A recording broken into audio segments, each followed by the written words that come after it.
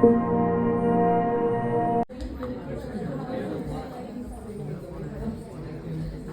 10वी-12वी pass out झाले होते तेव्हाचा काळ खूप वेगळा होता. आत्ताचा काळ खूप वेगळा आहे. आता कॉम्पिटिशन्स खूप आलेल्या आहेत. त्यामुळं क्रॅक करणं फक्त हेच डोक्यात असतं. कारण पुढं परत IIT म्हणा, इकडं तिकडं म्हणा, अजून कुणाला MS करायचं असेल तर आउट ऑफ जायचं असेल तर काय मेहनत करावी लागते हे आत्ताच्या मुलांना माहिती आहे. कारण आमच्या वेळी तशा काही गोष्टी नव्हत्या. बाबा 10वी झाली, पास झाली, 12वी झाली, पास झाली, नोकरी झालं, पास. इथं लोक पॅरेंट्स खुश व्हायचे, आम्ही पण खुश व्हायचो. पण आत्ता सध्याचं जग जे आहे ते कॉम्पिटेटिव्ह जग आहे. तर पुढं अजून काय म्हणजे बाबा खूप सारे कोर्स पण आहेत, लेक्चरर्स पण देणारे आहेत आणि शेवटी मेहनत जी आहे ती स्वतःलाच करावी लागते. त्यामुळे आत्ता तुम्ही काय पद्धतीनं मेहनत केली आणि रँकमध्ये आलात तर एक बाकीच्यांना पण थोडंसं कळालं तर थोडं बरं होऊन जाईल. त्यामुळे कोण मी म्हणजे उठवणार नाही असं कुणाला स्पेसिफिकली. कुणाला काही बोलायचं असेल, मनोगत करायचं असेल तर तसं करू शकताय. सांगली ब्रँचला ब्रँच मॅनेजर म्हणून असतात. बऱ्यापैकी आपले कस्टमर्स आहेत सगळे.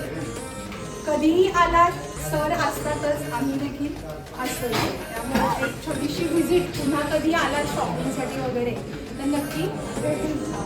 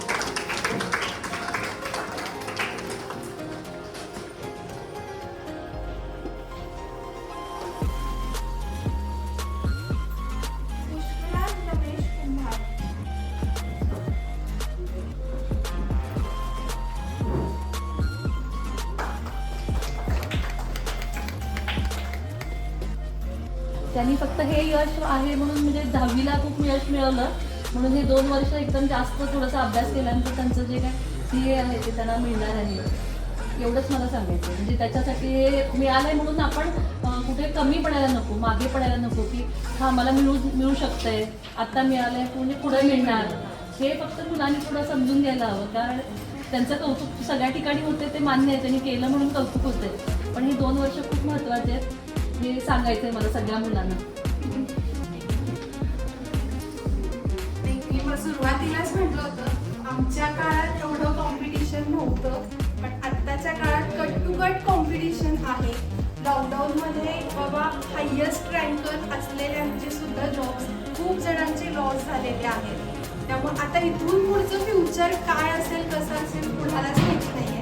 त्यामुळे सगळ्या स्टुडंट्सना जसं मॅडम म्हटलं की बाबा आत्ता मी फर्स्ट आले, सेकंड आले, थर्ड आले, पुढंही मीच येईन हा जो कॉन्फिडन्स असतो तो कॉन्फिडन्स न ठेवता आहे ह्याच पद्धतीनं जर तुम्ही मेहनत घेतली तर नेक्स्ट टाइम बरोबर तुम्ही फर्स्ट, सेकंड, थर्ड जो तुमचा रँक आहे तो नक्कीच येणार आणि आम्हालाही तुम्ही पुन्हा संधी देणार इथं बोलवून तुमचा सत्कार करण्याची.